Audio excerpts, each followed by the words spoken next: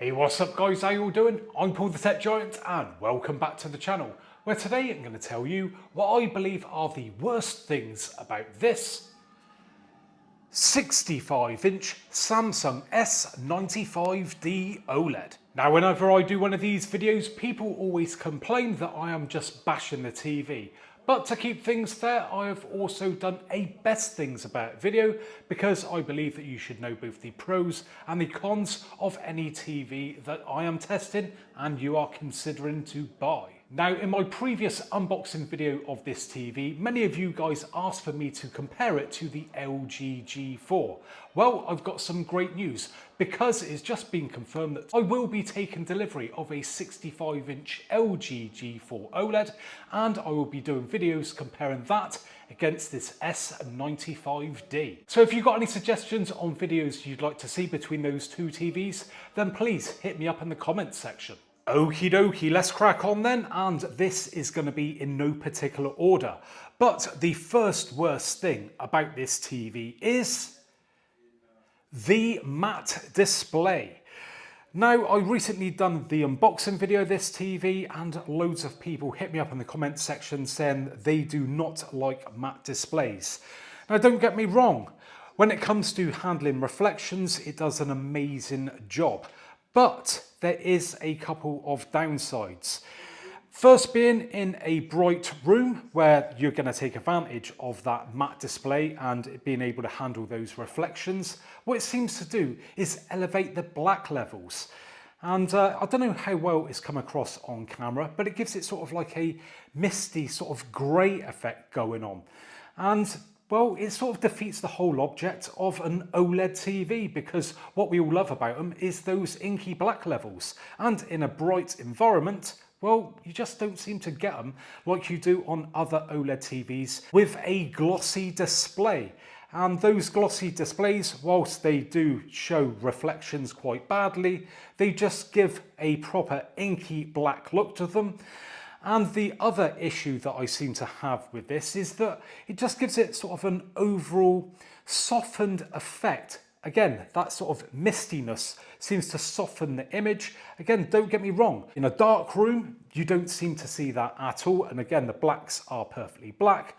But in the environment where this should come into its own with handling those reflections, which it does, it then just offsets it with those raised black levels and the overall sort of misty image that you can get on some darker scenes. And that is the first worst thing about this TV. Moving along, and the next worst thing about this TV is the lack of Dolby Vision. Yes, this is a bit of a downer for a TV at this sort of price tag. Many other manufacturers will include Dolby Vision and Dolby Vision for gaming, but Samsung still refuse to add it, which I think really hinders their sales. I know a lot of people want Dolby Vision and will not buy a Samsung TV because it doesn't support it. So what more can I say? That is the next worst thing about this TV. Now, this next worst thing is something I find quite annoying. Not everyone will, but again, if you're like me, it will probably do your head in. And that worst thing is the logo that is set off to one side. So as you can see, got this little bit here with the Samsung logo on, houses a button, I think some sensors, and I hate the way that they just put them off to one side. Put it in the middle of the TV where then it looks symmetrical. Don't get me wrong, it's only very small, but I just don't understand the reasoning behind why you put it off to one side. I just don't think it looks very neat at all, and just, well, I wouldn't say ruins the look of the TV, but it would just look better if it was in the middle. So that is the next worst thing about this TV. The next worst thing about this TV is something that everyone will notice, and that is the lack of depth when it comes to the sound. Now again, don't get me wrong, it's going to be hard to show you, but the quality of the sound is good, to be fair. Can't complain about that. But yes, it is lacking some depth, or bass should I say. And because of that, yeah, I think the overall sound is then just lacking. And this sort of price point, again, I don't think that is on. I've heard other TVs that sound somewhat better than this, and they are cheaper as well. I think the reason being is because it is so thin. We've got no box at the back where they can put speakers into, where normally there be all the inputs and outputs. So to be fair, I suppose it would be hard to get a good sound out of it. But hey, that isn't going to make no difference to you at the end of the day when you're spending out all that money and the sound doesn't sound, well, that great. And you're going to really have to be looking at a soundbar to get a decent full amount of sound to complement the image. So that is the next worst thing about this TV. Moving swiftly on, and the next worst thing about this TV is the image can look over-processed. Now for me, this isn't a massive deal. I like an image that looks a bit processed, if I'm being honest, or over-processed. You know, super bright, over-the-top colours and all that, over-the-top sharpening, but not everyone does like that sort of thing. Purists may shy away from this TV and lean towards something more like a Sony, which tends to go down more of the natural look.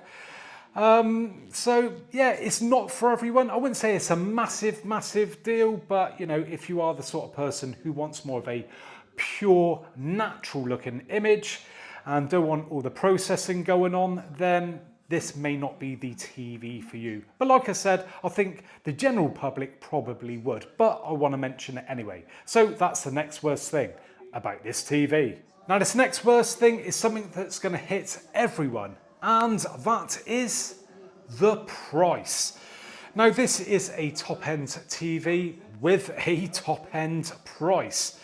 I mean, obviously, you know, when you're buying a top-end TV, you expect it's not going to be cheap. But this TV is, well, a little bit more expensive than some of its rivals.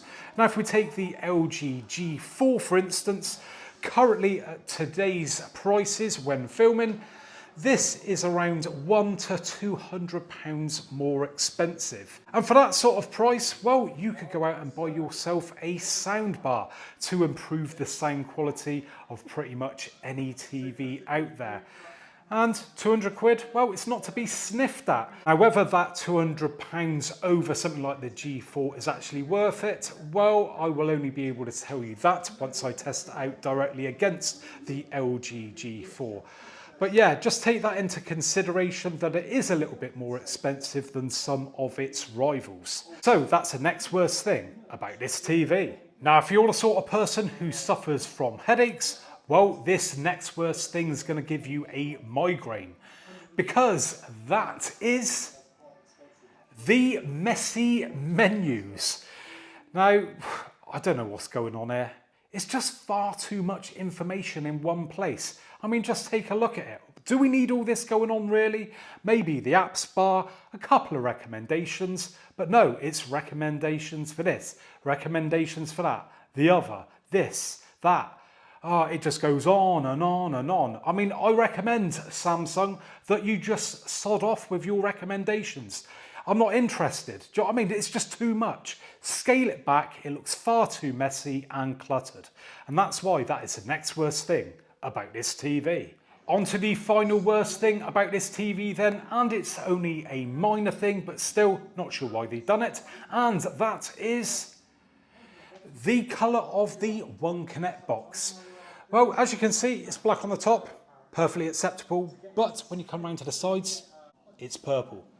Why, Samsung? Why would you make that purple? There's nothing purple on the TV. Just thought you'd throw in a random bit of purple plastic, maybe you had lying around? Don't know. Why not just make it black to match up with everything else? Looks a bit weird, don't know why they've done that. And that's why that is the final worst thing about this TV. And there you have it then, guys. Now hopefully you have enjoyed this video, and you may enjoy my upcoming videos between the LG G4 and the 65-inch Samsung S95D. And if you want to see those, then make sure you subscribe to the channel. If you've enjoyed today's video, then please give me a thumbs up, and hopefully I'll catch you guys on the next one. Bye for now.